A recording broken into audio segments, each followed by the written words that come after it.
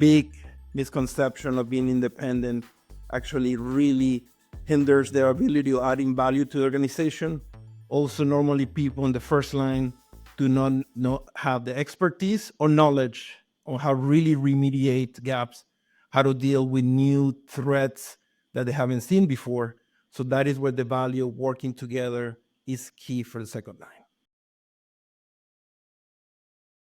This episode is brought to you by Green Skies Analytics, an audit analytics service provider that works with internal audit departments that have data analysts and are still frustrated with trying to make analytics actually work, aren't getting the expected ROI, who can't break through the communication barrier between the analysts and the audit team, and those that need experienced direction for an audit analytics strategy and process. Those that feel like they've wasted time and money on trainings, aren't getting the value they want, not prioritizing the highest risk areas for the organizations, or have projects that seemingly never get completed. Do you deal with any of that? If you do, go to the show notes of this episode and click the Green Skies Analytics link, or go to greenskiesanalytics.com to schedule a call and understand how Green Skies Analytics makes analytics actually work for internal audit. Hello, everyone, and welcome to another episode of the Audit Podcast. Today on the show, we have a first for the Audit Podcast. We have 3 guests. We've done 2 at a time. This time we had 3. So I'll get to their intros here in a second.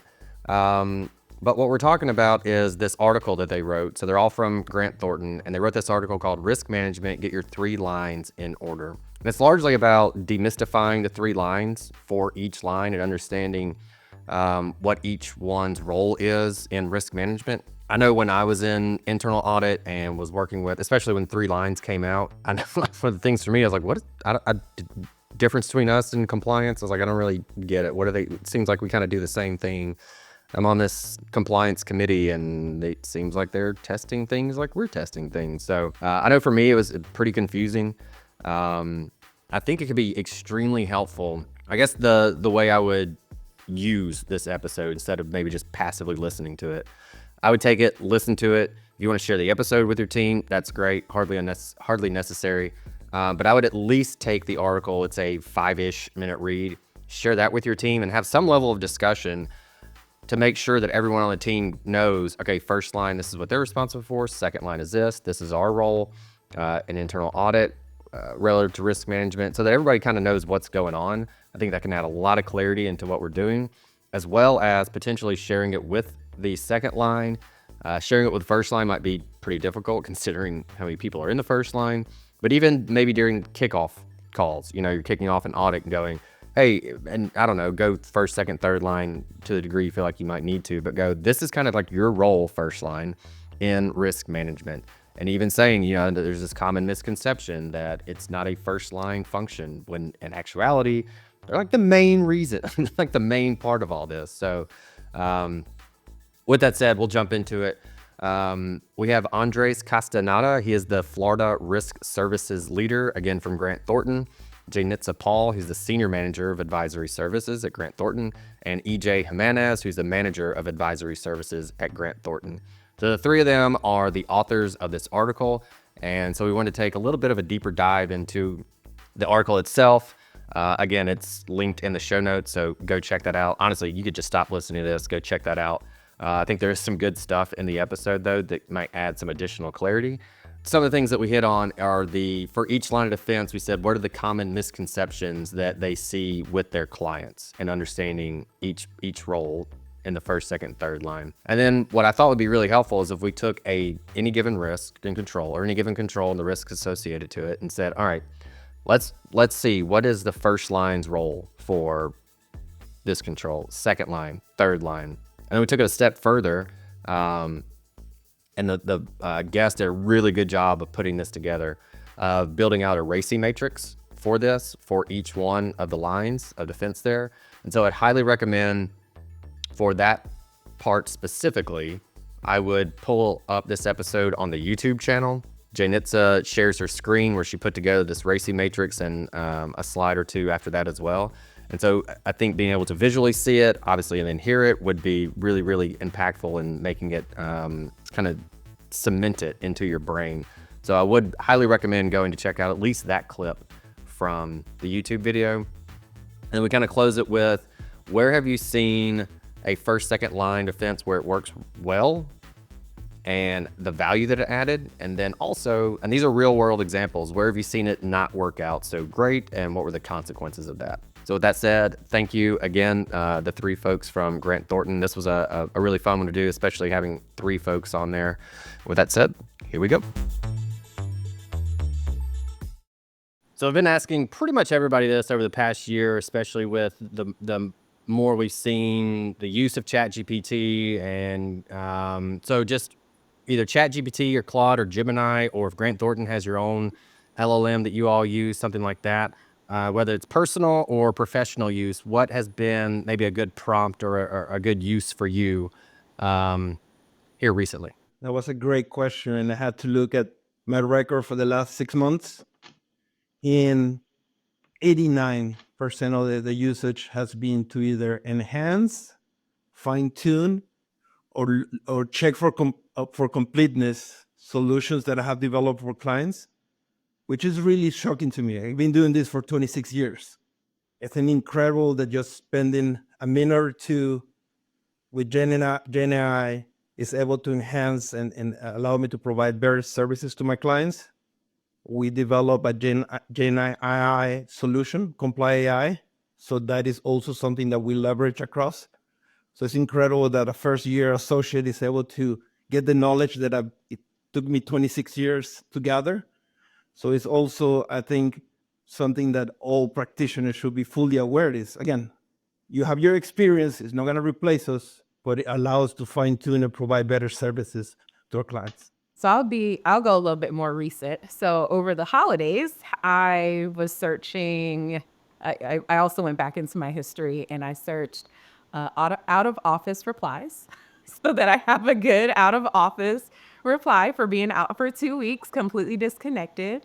I also searched white elephant gift ideas because I think this tool is just amazing to just alleviate all of the brain fog, right? So you already know what you're looking for, but the time it would take to just think and think and think, it's so easy. Put in the prompt, and it was actually the white elephant gift ideas was for a friend of mine, and I shot it over to her, and she was like, "Oh my gosh, that was so fast!" I didn't tell her I used ChatGPT, but it was like so quick, and I didn't have to like crap my brain for that.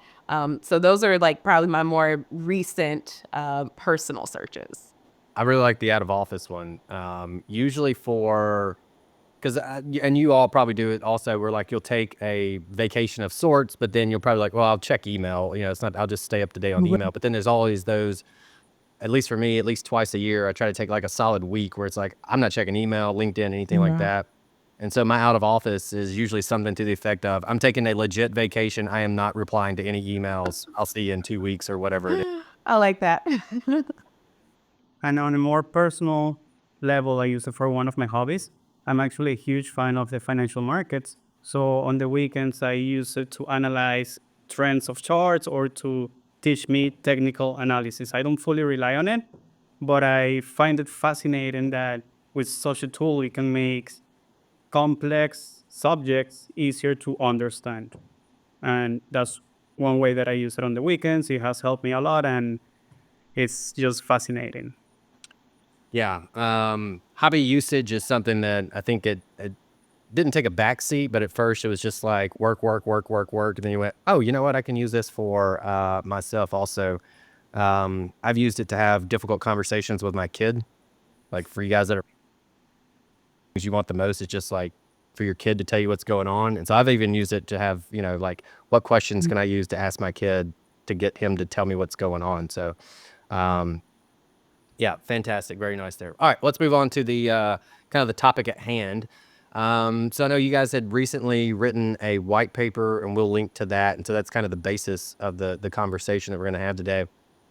So for more on, folks can look for the link to that in the show notes. But from that, some questions that I think would be helpful for new, even veteran auditors who maybe just haven't wrapped their head around this is relative to the lines of defense.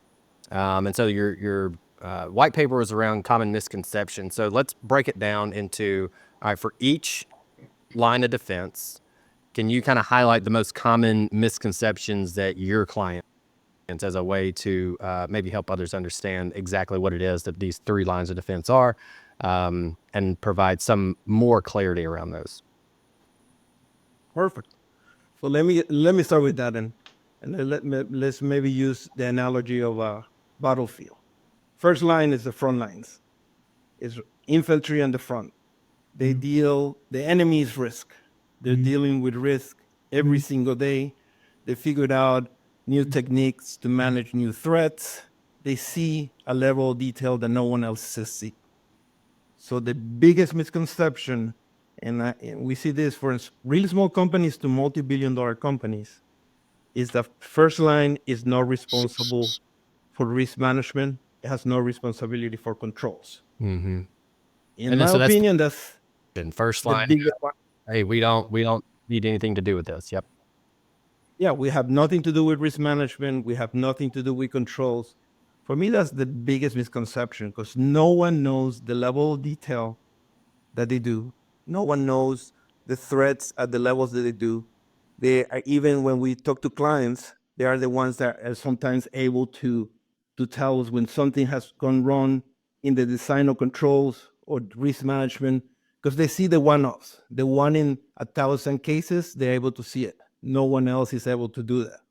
So that is the first key misconception: is first line has no responsibility for risk management. First line is not responsible for controls.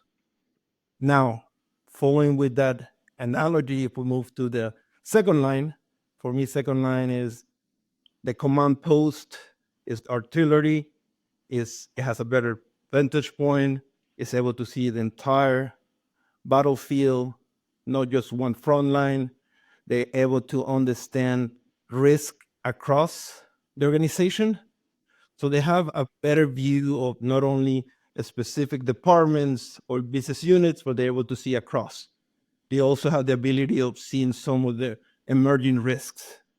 So the biggest misconception that I see on that perspective is some second lines, internal controls or risk management or compliance functions believe that they need to be independent from the first line.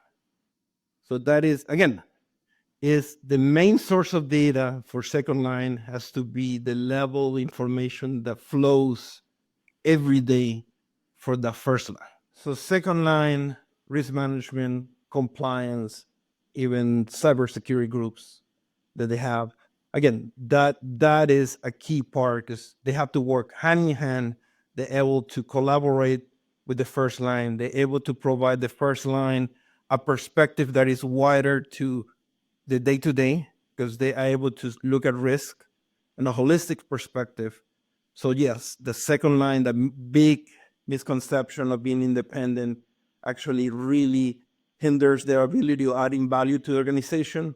Also, normally people in the first line do not have the expertise or knowledge on how really remediate gaps, how to deal with new threats that they haven't seen before. So that is where the value of working together is key for the second line. Now, if we move to third line is in the battlefield will be the guys back in the command post, inspectors. So those are the internal auditors. They have to be independent. But on this one, I will want to use two misconceptions. One on the side of management and one on the side of the internal audit practitioners. On the side of management, there's still to this day many management groups that expect internal audit to be responsible for the remediation and addressing gaps or owning the remediation of gaps that they identify. Again, that would impair their independence and that objectivity that adds value to whatever they provided. So yeah, that's a big misconception. On the side of in my opinion, on the side of practitioners, internal audit practitioners, a big misconception, there's still many practitioners that perceive themselves as being a compliance cop. That used to be the old model. Now we all practitioners, we should move into being trusted advisors. Let's see how we can add value to the organization, given the fact that, again, internal auditors are able to see the entire organization. They get access to data, which is one of the big differences compared to other lines. They gather data across the organization. If you're able to analyze that data, instead of just looking in the rear view mirror, you'll be able to help the organization forecast or foresee risk that may be coming up, emerging risks. And also, they could help suggest to the organization options that they have to remediate gaps or how they could structure better, not implement, but be part of the discussion on how to address any issues that are identified. I like the analogies for each one, and especially I was talking to someone, a CAE, where internal audit is fairly new, or at least this approach, maybe the modern day internal audit approach is fairly new. So new CAE at this organization. And so they're basically having to change the perception of audit and risk in general. And so I really think, being kind of armed, I'm going to share this episode with them, being armed with that analogy. And then where I'd like to take this next, also, like, I think it'd be really helpful for people to take this and be able to talk to various stakeholders and go first, second, third line. This is how we think about it. And here's the, And again, the other part is key. Again, collaboration across all lines is how this works. Right now, we live in an environment that is really dynamic. Things are changing really fast. So that continuous communication is the key. Even if you're well-established lines, if there's no sharing information between first line, second line, third line, things are happening at such a pace that it cannot be the static structure that maybe you could use 5 years ago. So that's the other key. Communication and coordination across all lines is the key to success for risk management. Yeah, I think that's a good way to kind of summarize it. Overall is first, second, third, but if you don't have the communication between the three, then it doesn't really matter if you know the difference between them or not. It's not going to be nearly as effective. Hey everybody, we'll get back to the guests, but real quick, just wanted to let you know, block your calendars for March 5th, 2025. If you attended the Audit Analytics and AI conference back in the fall, we're going to do a mini Audit Analytics and AI conference on March 5th. So it's going to be from 9 to 4. So we're going to go 9 to 12. Then we'll do an hour break, and then 1 to 4. These are Central Time, so Chicago time zone. All right, so go ahead, block your calendars off, and we'll make the announcement when registration opens. All right, back to the show. All right, that's perfect. So what I would like to do then, the folks that are going, great analogy, give me something very concrete. I would kind of like to go through that. So if we could basically take like a control, the risk associated to it, and go, okay, for this control, which then you could extrapolate across other controls, of course. This is what the first line's responsibility is, second line responsibility, third line responsibility, and what do they actually do for any given control. So I'll kind of throw it back to you guys if you want to start with the first. So I'm going to actually share my screen here. And so for those that don't know, we do have the full episodes on YouTube. And so for reasons just like this, where sometimes it does help to share a screen, show a slide or two. So if you are listening to this in the audio, use your imagination.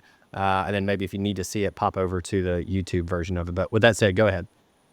Yes. So the example that we will go through is for a physical inventory control.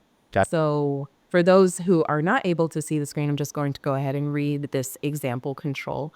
Annually, warehouse personnel perform a full physical inventory of raw materials, work in progress, and finished goods inventory on-site and at third-party locations. Following the inventory, count policies and procedures for performing line counts. Count sheets are reconciled to the perpetual inventory. Variances are noted above defined thresholds and are recounted, verified, and adjusted in accordance with policy. All pre-count and post-count inventory reports, count sheets, count results, summaries, and adjustments are reviewed and signed and dated by the warehouse personnel and plant manager and retained. Evidence of review should include tick marks, comments, or other markings which are retained on the inventory SharePoint. And so this really goes through a very comprehensive physical inventory count control. So what we put together, as you mentioned, is the RACI for such a control that can really make this tangible.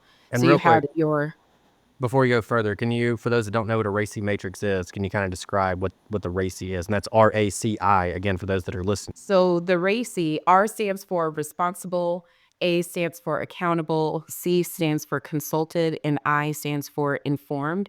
And essentially in a RACI matrix, you will have different individuals or departments, teams that would be listed on the matrix and either having ownership or whether it's responsibility, accountable, consulted, or informed based on the activities that are listed on the RACI. So with this table here, there are activities listed based on the physical inventory control. So going through, preparing for the inventory count, performing the physical count, the reconciling the count sheets, performing the recounts and verifying variances, and all the way down through reporting out the significant inventory issues and evaluating the inventory control framework. And so each level or each line of defense has an area of responsibility, consultation, being informed, or being accountable. So the first line, as Andres mentioned, in this example would be the warehouse personnel and plant managers who are on site physically performing the inventory count. So in the RACI table, there's a lot of responsibility that the first line has because they are the ones performing the work, right? So they are the ones preparing for the inventory, physically performing the barn counts, performing the recounts, and then going down to retaining the documentation and reviewing and approving for any of those adjustments or variances. So really, those who are performing the inventory count and who are on site have the greatest responsibility, and that is the first line. Then the second line, which would be the risk and compliance function. So if there's an internal controls department or a compliance department, majority of the areas in the RACI and the activities, you are going to be consulting with the second line or informing the second line regarding performing the physical inventory count. In some of the activities, the second line is accountable or possibly responsible for. So when it says accountable, for example, here, adjusting the records for verified variances, you may reach out to the second line to get consultation or advice on what you are identifying as the first line, what has been identified as a variance. Other examples of what the second line would be responsible for in this physical inventory control would be around the reporting of any significant inventory issues to management. So second line serves right alongside with management, and they are collaborating very closely and partnering with the first line. And so after the results of the physical inventory count has been released, they are reporting that to management. And they're also responsible for evaluating the overall inventory control framework. So within this example, there were so many different pieces. So there are several procedure steps, including the policy around the inventory counts and who is to perform what as far as the recounts, as far as who's responsible for the reconciliations or approving variances. What is the threshold that is in the policy? So the second line, which is that risk and compliance line, they are responsible for evaluating, is the physical inventory control framework acceptable? Are there gaps in that framework? Are there gaps in the policy that they can work with management and the first line to close and to better that control and better the process? Then moving to the third line, which is your internal audit department, the third line is primarily informed of the physical inventory controller, the physical inventory count that's being performed. So all of the activities or majority of the activities that are being performed by the first line that's responsible for The third line is being informed of such activity. So they're being informed of when the counts will be performed, what the count policies are, who is involved, as well as the documentation of the results. You are informing the third line about those. Now, the third line also has some responsibility within the RACI if they come in to do and perform independent reviews of the inventory control. So your third line, being independent, can come in and say, okay, we want to test this control, so show us the documentation, show us your count sheets, show us your variances and who performed the recount and who approved that the variance, if it was above the threshold, was appropriate and they signed off on it. And then have you actually retained that evidence? So first line, some connecting between the first, second, and third, because it's all interconnected, right? Although each have their own, items that they're responsible, accountable, or consulted and informed on, they're still all connected. So with the third line coming in to perform their independent review, you want to make sure that the first line has retained all of that documentation and they have the evidence readily available. So in the example, it included where that evidence would be retained on an inventory SharePoint. If you retain physical paper copies, are there specific folders, specific binders, file cabinets, or are documents stored offsite at a warehouse somewhere? And how is that labeled so that when the third line comes in to perform their review, how can you easily access that evidence and documentation for them to perform their procedures? And then we also have in this RACI the board or governing body, who is primarily informed of all of the activities. In this example, being a physical inventory count, this would primarily be around a manufacturing company or possibly an e-commerce company, anyone that's actually holding inventory. So the board will want to primarily know, because if you're in that kind of industry, then revenue and sales are the primary key indicator that the board wants to know, right? And so your inventory accuracy and completeness is critical. So the board and the governing bodies, whether it's the audit committee or even if it's a private company performing this control, you would could have a board or senior executives would be informed of these results. And then overall, the board is accountable to the overall internal control framework as well. Is this working? Does everyone know what they're responsible for and how it ultimately impacts the company? All right, so I think this is fantastic. I love when we can go into a lot of detail on any given question, especially when it's laid out like this. But then I also think it can help a lot of folks to just bring it back up to the high level and go, all right, for any given control, first line does this, second line responsible for this, third line this, and then board or governing body this. So could you kind of do that for each one of these four also? So we have a bit of a summary here on kind of condensing the activities and who's responsible or accountable for those activities from this example. So from the operational execution, the first line is, I would say, 10 out of 10 times going to be responsible, correct, executing on the control. And also tying into the white paper that we wrote, oftentimes first line is just performing their procedures. They're doing their day-to-day job and not even recognizing potentially that this is a control. So also connecting the fact that the operational execution, what you are doing, actually is a control. You may not call it a control as you are, ticking off or scanning a barcode to count. You may not see that as a control. You see it as, this is my job to ensure that we know how much inventory is in this warehouse. But upper management and the second line and third line were like, oh, that's a control. So It's also connecting the dots there as well, so that folks know their day-to-day job actually is a part of the bigger picture, right?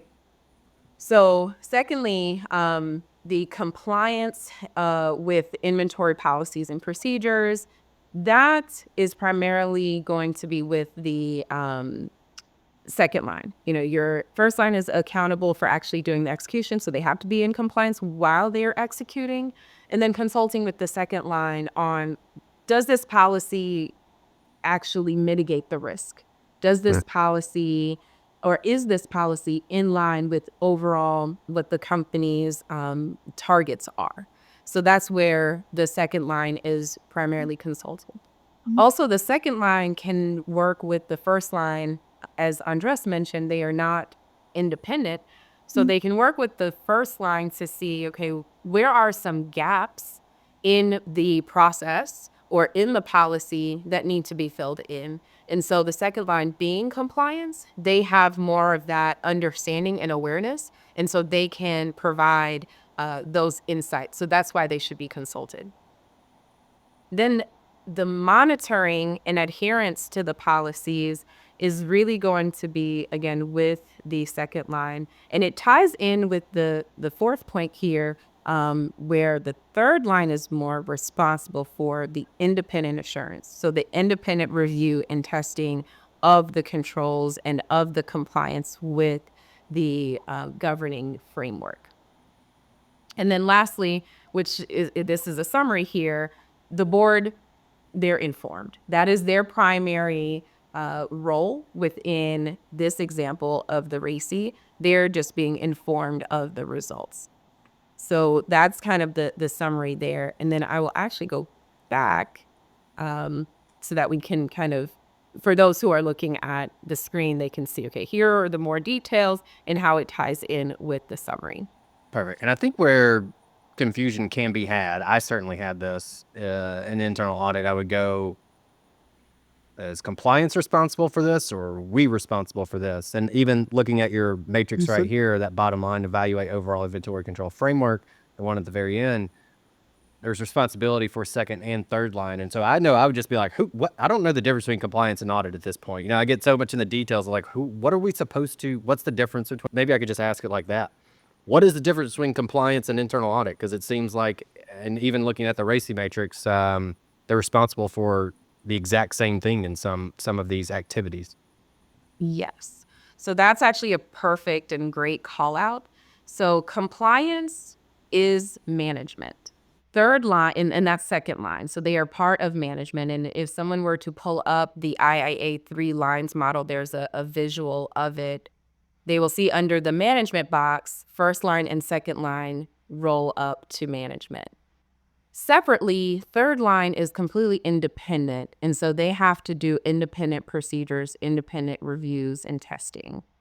And so with the example that you called out here, evaluating the overall inventory control framework, the second line, being a part of management, wants to ensure, and that's why they are responsible for this, they want to ensure that the controls are effective before the third line comes in. Like, you never want your independent regulator or third party coming in and finding your issues before you found them, right? So that's really the difference. Having that second line to help to identify any issues, any deficiencies or ineffective controls, processes, or procedures, or even policies, helps so that the first line and second line can work together to remediate and make those controls effective before your internal auditor or even your possibly your external auditor comes in and identifies those issues. So that's why they both have responsibility, but their responsibilities are still different. And there is a bit of duplication, right? Because second line has to also test and make selections and probably is going to, be a part of the physical inventory count or request the evidence after the fact. And then the internal auditors are going to do the same. So it does feel like duplication, but it's really that separation of when second line requests, that's a part of management. We're trying to help identify any issues or just ensure that the control is effective before the third line does, because the third line does not report to management and third line reports to the board. So they are going, they will just simply say, we found a deficiency, here it is, you go remediate. So it's better that the second line identifies that and works with the first line to remediate before the third line comes in. All right. All right. So I think now we hit on like the common misunderstandings that we've hit on. Sorry, hold on. Let me take this back 1 second. All right. So we've hit on the most common misconceptions, and I think we all know really first, second, third line, even Vord roles, responsibilities, and where those sit now. So probably a pretty clear understanding now. So now I'm kind of curious, EJ, if you want to step in and take this one. Where have you seen like those misunderstandings that are wrong, and what's been the consequence of we'll call it ignorance for lack of better words, and misunderstanding the three lines of defense? Yeah, happy to take on that one. So this misunderstanding is very common across all organizations, but I've seen this being even more common on organizations that operate across different countries. A couple of years ago, we were working with an US-based company that they had brought us in order to help them with some issues that their external auditors had found. So they had issues across different processes, and just to follow the same example as Jaynitsa, one of the processes was inventory. So for the first line, the warehouse employees, they thought that their job was really just to count the stock. They were not taking into consideration the recount, reconciling any differences, even though that they had established policy. So after different interviews and inspecting evidence, we noticed that we proceeded to have conversations with the second line. The second line was based in the US, and due to the COVID-19 and the work from home policies, they stopped traveling to all these countries in Latin. So what ended up happening is that the second line assumed that just because there were policies in place, they thought that these policies were being followed. And you know the famous saying in audit, trust but verify. So that wasn't really happening. And then by the time the third line was involved, it was already too late.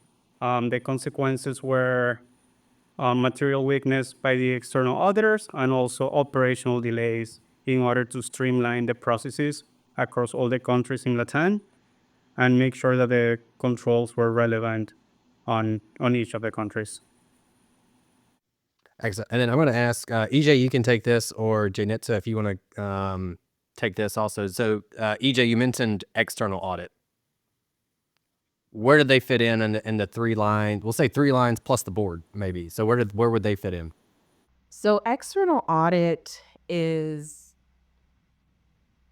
almost outside of the matrix, but they are also independent. So because your external auditors are hired by the company, they don't actually work within the company at all.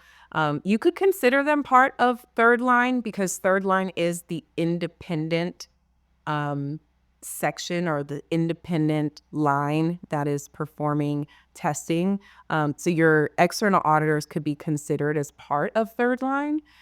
But truly, when you look at, again, the IIA three lines model, that visual, the external auditors are kind of off to the side, and they also will report to the board and report findings to management, but they are separate. Okay. And I heard EJ mention external audit, and so I'm sure somebody's brain that's listening to this go, well, we didn't even mention those guys in the three lines, and so I just wanted to answer that for those that are probably thinking or maybe thinking of that same question themselves. So, okay, perfect. Thank you very much. All right, EJ. So that's what can happen, like if it goes wrong. Where misunderstanding not be misunderstood, and everybody's on the same page. We know first, second, third line. We know our roles, responsibilities, what we're accountable for, where we should be consulted. Maybe there's not a formal RACI for every control like that. I seriously doubt there is. But for those that get it right, and maybe another way to say this is, what's the benefit, or where have you seen a benefit of, hey, we're all on the same page. We know what we're supposed to be doing here. We understand our roles relative to this, to the three lines. What's the benefit, or where have you seen that gone right? Yeah, and we can use the same example, the same organization. After we started working with them, we took an educational approach across all the three lines. And for instance, for the first line, for inventory, we sat with the key personnel involved in the process, and we walked through the control matrix. We showed them each control. We told them exactly what we were expecting or what was best practices as evidence for each of the controls. And we also educated them in the sense that these controls belong to them. These controls did not belong to internal audit or the internal controls team. They were responsible for the controls. We also showed them a couple of the issues that had happened during the prior years and how those issues impacted the financial statements. So once we helped them to connect the dots, they were able to realize that their day-to-day task is not really just task, is more like vital controls for the health of the organization. For the second line, management took a different approach. They ended up hiring additional personnel, bilingual personnel, in order to start traveling to these sites and become a strategic partner to the business units. So pretty much to make sure that they were trusting and verifying what the business units were supposed to be doing. And if something came up, the business units will bring it up to the second line's attention in order to help them. And then for the third line, internal audit took an approach in investing in technology and tools in order to monitor different areas of the business. And that will help them to be more proactive than reactive because, internal audit departments, they have their annual plan and sometimes that's what they stick with. But these tools will help them to see unusual variances, or if something looked unusual, they will go ahead and attack it at first hand rather than waiting until the end of the year to look at it. So that was one approach that they took. And the benefit of that was pretty much just taking this on an educational approach across the organization and helping them to understand that risk, it's not the responsibility for only one person. It's a shared responsibility across everyone in the organization. I'm glad you mentioned the tools, and you don't have to mention specific vendors at all, but I know for a lot of folks, myself included, when somebody goes, I had a problem, I got this tool, I think, let me just go get that tool that's going to solve my problem. Obviously, you have to implement that you developed within that tool to actually make it effective. So again, and you can mention vendors if you want to. I personally don't really care, but maybe high level, what kind of tools are we talking here that were able to help? They implemented different tools across data analytics, and that will help them to see unusual specific items and thresholds across different processes. And that will give them a full view of what was happening in the company. As we start to wrap up, I felt like this would have been a good, like maybe first 10 episodes to like foundational audit type education, because I think there is a lot of people who are still confused on the 3 lines of defense. And so here we are almost year 5 going into this before we got it. So very much for reaching out to me and telling me that you had the paper. Again, that's in the show notes for those that want to read more about this. It's linked in the show notes, but thank you. We should have, this should have been a Audit 101 type of one of the first 10 episodes that we probably published, or topics that we published. And I really think this has helped clear the air for a lot of people. So thank you all very much for not only the thought I can tell that you put into it to simplify this, but then also the effort that you put into, the handful of slides that you showed. I think that is really, really helpful visual for people to finally go, that's what, say 3 lines, that's what it means. And that's first, second, third. That's what we're talking about here. So again, thank you all very much for that. With that said, I want to give you a chance as we kind of wrap up to give the floor to you and close this out. Is there anything that you want to leave the audience with? I'll do that on behalf of the team. First of all, again, Trent, thank you for the opportunity of being here. Actually, this is one of the concepts that we see people struggling with, even really multi-billion-dollar organizations that struggle with this. So thank you for bringing this to the forefront. I want to leave this with my motto for the year: fail forward. Let's be agents of positive change. Let's help people that need at this time.